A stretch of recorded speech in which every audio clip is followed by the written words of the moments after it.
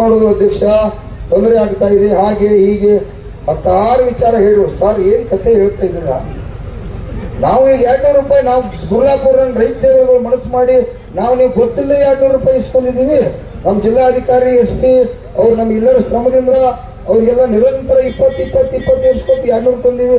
ಏನಣ್ಣ ನೀನು 200 ರೂಪಾಯಿ ಘೋಷಣೆ ಮಾಡಕ್ಕಾಗೋದ್ರಿ ಅಧ್ಯಕ್ಷರೇ? ಸರ ಇದು ನಿಮ್ ತಗದಲ್ಲ, ನಿಮಗ್ ಮರ್ಯಾದೆನೂ ಅಲ್ಲ ಅಂತಂದ್ರೆ ನೀವು ಕಾರ್ಖಾನೆಯವ್ರು ಕೊಡಿಲ್ಲ ಅಂದ್ರೆ ನೀವು ಕೊಡಿ, ನಮ್ಗೇನಾಗೋದು? ಕಾರ್ಖಾನೆಯವ್ರು ಕೊಡಿಲ್ಲ ಅಂದ್ರೆ ನೀವು ಕೊಡಿ. ಏನು ನಮ್ ತಾಯಿಯಂದ್ರಿಗೆ ಭಾಗ್ಯ ಕೊಡ್ತಾರೆ 2,000 ಕೋಟಿ, ನಮ್ಗೆ 1,000 ಕೋಟಿ ತೆಗೆದಿಟ್ಬಿಡಪ್ಪ ಮುಖ್ಯಮಂತ್ರಿ ಅವರು ಅಂತಂದೆ. ಆಮೇಲೆ ಮುಖ್ಯಮಂತ್ರಿ ಅವರು ಮತ್ತೆ ಚರ್ಚೆ ಆಯ್ತು. ನಾನು ಚರ್ಚೆ ಮಾಡ್ತೀನಿ, ಶಿವಾನಂದ ಪಾಟೀಲ್ ಕೊಟ್ಟರು. ಆ ಪುಣ್ಯಾತ್ಮ ಒಂದು 10 ನಿಮಿಷ ಅವರು ಮಾತಾಡಿ ಅವರಿಗೆ ಹೇಳಿದೆ, ಏನ್ರಿ ನಮ್ಮ ಉತ್ತರ ಕರ್ನಾಟಕದ ಶುಗರ್ ಮಂತ್ರಿ ಆಗಿದ್ರೆ ಅಷ್ಟು ಗೊತ್ತು ಸರ್ಕಾರದಲ್ಲಿ ಇಲ್ಲ ಅಂದ್ರೆ ಯಾಕೆ ಮಂತ್ರಿ ಅವರಾಗಿರ್ತಾರ ಅದೇನ್ ಗೊತ್ತಿಲ್ಲ. ನಾವು ನಮ್ಮ ಜೊತೆ ಇಲ್ಲೆಲ್ಲ ಕಬ್ಬು ಬೆಳೆಗಾರರ ಜೊತೆ ನಾನು ಮಾತಾಡಿದೀನಿ. 300 ರೂಪಾಯಿ 1 ರೂಪಾಯಿ ಕಡಿಮೆ ಆದ್ರೂ ಆ ಕಬ್ಬು ಬೆಳೆಗಾರ ದೇವತೆಗಳು ನನ್ನ ತೆಳಗೆ ಹೋಗುದ, ಅವ್ರ ಮನೆಗೆ ಹೋಗ್ತಾರೋ. ನೀವೇನಾದ್ರೂ 3,300 ರೂಪಾಯಿ ಘೋಷಣೆ ಮಾಡ್ರಿ, ನಿಮ್ಮ ಸರ್ಕಾರ ಉಳಿತೈತಿ. ಇಲ್ಲ ಅಂತಂದ್ರ 11ನೇ ತಾರೀಕು 1 ಕೋಟಿ ಜನ ರಸ್ತೆಗೆ ಬರಾಕ್ ನಿಂತಾರೋ. ಕರ್ನಾಟಕನ ಬಂದ್ ಕರೆ ಕೊಡ್ಬೇಕಂತ ಕೆಲಸ ಮಾಡುತ್ತೋ. ಮನೆ ಬರೋರಿದ್ರು ನೀವು ಕೈ ಮುಗಿದ ವಿನಂತಿ ಮಾಡ್ಕೋದಿ ಬಿಟ್ಟಂದ್ರೆ ತಕ್ಷಣ ಸುಮಾರು ನಾನು ಮತ್ತೆ ಮುಖ್ಯಮಂತ್ರಿ ಅವ್ರ ಜೊತೆ ಮಾತಾಡಿ ಅಧ್ಯಕ್ಷರು ನಿಮ್ಗೆ ಹಸ್ತೀನಿ ಅಂತ ಹೇಳಿದ್ರು. ಆಟೋಟಿಗೆ ಒಂದು 20-25 ನಿಮಿಷನಾಗಂದ್ರ ಮುಖ್ಯಮಂತ್ರಿ ಲೆಟರ್ ಬಂತು.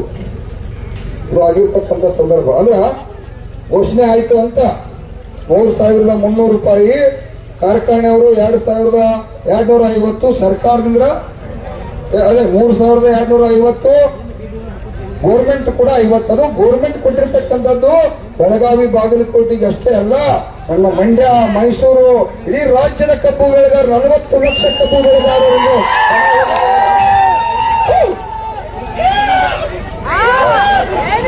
ನಮಗೆ ತೃಪ್ತಿ ಇಲ್ಲ.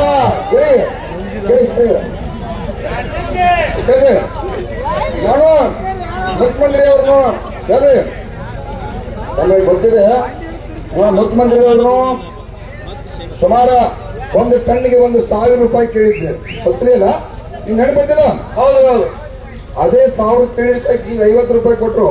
ಈಗ ಸಂದರ್ಭ ಕಾರ್ಖಾನೆ ಚಾಲೂ ಆಗಬೇಕಾಗಿತ್ತು. ನಾವು ಒಪ್ಪಗೋದಂತ ಸಂದರ್ಭ ಇದ್ರಿಕಿಲ್ಲ. ಕಾರ್ಖಾನೆಗಳು ಕೂಡ ಚಾಲೂ ಆಗಿ ನಮ್ಮ ಕಬ್ಬು ಹೋಗ್ಬೇಕಾಗಿತ್ತು. ಮತ್ತೆ ಬೆಳಗಾವಿ ಅಧಿವೇಶನ ಇದೆಯಲ್ಲ, ಅವಾಗ ಬೇಕಾದ್ರೆ ಹೋರಾಟ ಮಾಡಿ ಮತ್ತು ಬರುತ್ತೆ. ಆಯ್ತ್ರಿ ಮುಖ್ಯಮಂತ್ರಿ ಅವರ ಯಾಕೋ ಬಹಳ ಇವತ್ತು ಕಷ್ಟ ಇರ್ಲಿ. ಮತ್ತೆ ಅದೇ ರೀತಿಯಾಗಿ ಆಮೇಲೆ ಆಯ್ತು. ಆಮೇಲೆ SP ಅವ್ರು ಹೇಳಿದ್ರು ಸಂದೇಶ.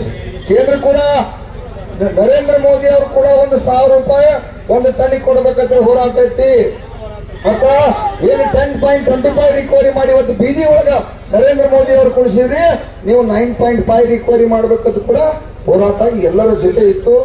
ಆಮೇಲೆ ನಮ್ಮ SP ಅವ್ರು ಹೇಳಿದ್ರು, ಆಯ್ತು ಈಗಾಗಿದೆ ಏನ್ ಮಾಡೋದನ್ನ ಮತ್ತೆ ಹೋಗಿ ಬಿಡೋದ ಮುಗಿತಂದು. ಇಲ್ಲ ಸರ್ ಅಂದೆ, ಹಾಗೆಲ್ಲ ಆಗಲ್ಲ. ಗುರ್ಲಾಪುರದಲ್ಲಿ ಬೆಲೆ ನಿಗದಿ ಆಗಿದ್ದಂತೆ ಅಧಿಕೃತ ಲೆಟರ್. ಗುರ್ಲಾಪುರದಲ್ಲಿ ನಾಳೆ ಲಕ್ಷಾಂತರ ಜನ ಸೇರ್ತಾರೋ. ನೀವು ಸರಿಯಾಗಿ 12-1 ಗಂಟೆಗಂದ್ರೆ ಲಕ್ಷಾಂತರ ಜನ ಕರ್ಕೊಂಡು ನಾವಿರ್ತೀವಿ. ನೀವು ಶುಗರ್ ಕಮಿಷನರ್ ಅವ್ರು ಕರ್ಕೊಂಡು ಕರ್ನಾಟಕ ರಾಜ್ಯ ರೈತ ಸಂಘಕ್ಕ ಒಂದು ಲೆಟರ್ ಮೇಲೆ ಈ ರೀತಿ ಬೆಲೆ ನಿಗದಿ ಆಯ್ತು, 50 ರೂಪಾಯಿ ಯಾವಾಗ ಕೊಡ್ತೀರಿ? ಕಾರ್ಖಾನೆಯವರು 15 ದಿವಸನಾಗ ಬಾಕಿ ಕೊಡಬೇಕು. ಮತ್ತೆ ಕಾರ್ಖಾನೆ ರಿಕವರಿ, ತೂಕ ಇವೆಲ್ಲ ಕೂಡ ಡಿಸ್ಕಷನ್ ಮಾಡಬೇಕಾಗಿದೆ. ನೀವು 2 ಗಂಟೆ ನಮ್ಮ ಮುಖ್ಯಮಂತ್ರಿ ಅವ್ರ ಜೊತೆ ಒಂದು ನಿಯೋಗನ ಓದು ಸಭೆ ಮಾಡ್ತಕ್ಕಂಥದ್ದು ಆಗ್ಬೇಕು ಅನ್ನುವಂಥದ್ದನ್ನ ಜಿಲ್ಲಾಧಿಕಾರಿ ಅವರಿಗೆ ನಮ್ಮ SP ಅವ್ರಿಗೆ ಹೇಳಿದೆ. ಯಾಕಂದ್ರೆ ಇಷ್ಟ ಕಬ್ಬು ಬಿಲ್ ಫಿಕ್ಸ್ ಆದ್ರೆ ಮುಗಿತಿಲ್ಲ. ಅಲ್ಲಿ ಶುಗರ್ ಕಮಿಷನರ್ ಇಲಾಖೆಗೆ 5 ಮಂದಿ ಕಸ ಹುಡುಗಾಕ್ಸೋದು ಇಲ್ಲ. ಅದನ್ನ 100 ಮಂದಿ ಸಿಬ್ಬಂದಿ ಮಾಡ್ಬೇಕು. ಒಬ್ಬ IAS ಅಧಿಕಾರಿ ಕಾಯಂ ಈ ಶುಗರ್ ಇಲಾಖೆ ಕಾಯಂ ಇರ್ಬೇಕು, ಬೆಳಗಾವಿ ಒಳಗಿರ್ಬೇಕು. ಇವೆಲ್ಲ ಕೂಡ ಹಲವಾರು ವಿಚಾರಗಳನ್ನ ಚರ್ಚೆ ಮಾಡ್ಬೇಕಾಗೈತಿ. ನನಗೆ ಮುಖ್ಯಮಂತ್ರಿ ಅಪಾಯಿಂಟ್ಮೆಂಟ್ ಕೂಡ 2 ತಾಸು ಬೇಕು. ಈಗೇನ್ ಬೇಡ, ನಾಳೆ ಇನ್ನ 5 ದಿವಸ ಬಿಟ್ಕೊಂಡು ನಾವು ರೆಸ್ಟ್ ಮಾಡ್ತು. ಅದು 9-10 ದಿವಸ ಆಯ್ತು ಬೀದಿ ಒಳಗೆ ಕೂತದು ಅಂತೇಳಿ ನಮ್ಮ ಜಿಲ್ಲೆ SP ಸಾಹೇಬ್ರಿಗೆ, ಅದೇ ರೀತಿಯಾಗಿ DC ಅವರಿಗೆ ವಿನಂತಿ ಮಾಡ್ಕೊಂಡು DC ಅವ್ರಿಗೆ ಹೇಳಿದೆ, ಸರ್ ನೀವೆಲ್ಲರೂ ಕೂಡ ಬಹಳ ಶ್ರಮ ಪಡೆದಿರಾ. ನಿಮ್ಮ ಶ್ರಮದಿಂದ ನಮಗೆ ನಾವು ರೈತರು ಕೂಡಿದೀವಿ. ಆ ತಾಕತ್ತ ಶ್ರಮದ ಮೇಲೆ ತಾವು ತಮ್ಮನ್ನು ಕೂಡ ಇಲ್ಲಿ ಗೌರವಿಸಬೇಕಾಗುತ್ತೆ ಅನ್ನುವಂತ ಸಂದರ್ಭಕ್ಕ ತಾವು ನಾವು ಹಾಗೆ ಮುಗಿಸಂಗಿಲ್ಲ. ಗುರುಲಾಪುರಿನ ಕಾಯಂ ಎಲ್ಲಿ ಬೆಲೆ ನಿಗದಿ ಆಗುದಪ್ಪ ಅಂದ್ರೆ ಎಲ್ಲಿ ಕೂಡಲಗಿ ತಾಲೂಕಾ ಶಿವೋದರಂಗ ಅಡ್ಡಾಡಿರ್ತಕ್ಕಂಥ ನಾಡ ಜಗನ್ಮಾತೆ ಮೂರು ಕೂಡ ನಮ್ಮ ಮುರುಘರಾಜೇಂದ್ರ ಅಜ್ಜಾರ ಎಲ್ಲರ ಸಾವಿರಾರು ಸ್ವಾಮೀಜಿಗಳ ಆಶೀರ್ವಾದದಿಂದ ಇನ್ನು ಮುಂದೆ ಕಬ್ಬಿಣ ಬೆಲೆ ನಿಗದಿ ಕಾರ್ಖಾನೆಯವರ ಬೆಲೆ ನಿಗದಿ ಇಲ್ಲಿ ಸರ್ಕಾರ ಕೊಡ್ತಕ್ಕಂಥದ್ದ ಬೆಳಗಾವಿ ಸುವರ್ಣಸೌಧ ಮುಂದೆ ಅದೇ ರೀತಿಯಾಗಿ ಇವೆಲ್ಲ ಅದಾವು. ಈ ವಿಷಯನ್ನ ಇಟ್ಟುಕೊಂಡು ನಾಳೆ ಸರಿಯಾಗಿ ನೀವು ನಾವು ಹಂಗ ಮುಗಿಸ್ಕೊಂಡು ಗುಲಾಲ್ ಹಚ್ಕೊಂಡು ಹೋಗೋರಲ್ಲ ತೇಣ್ಯ ನಾಳೆ ನೀವು ಬರಬೇಕು, ಶುಗರ್ ಮಂತ್ರಿ ಬರಬೇಕು.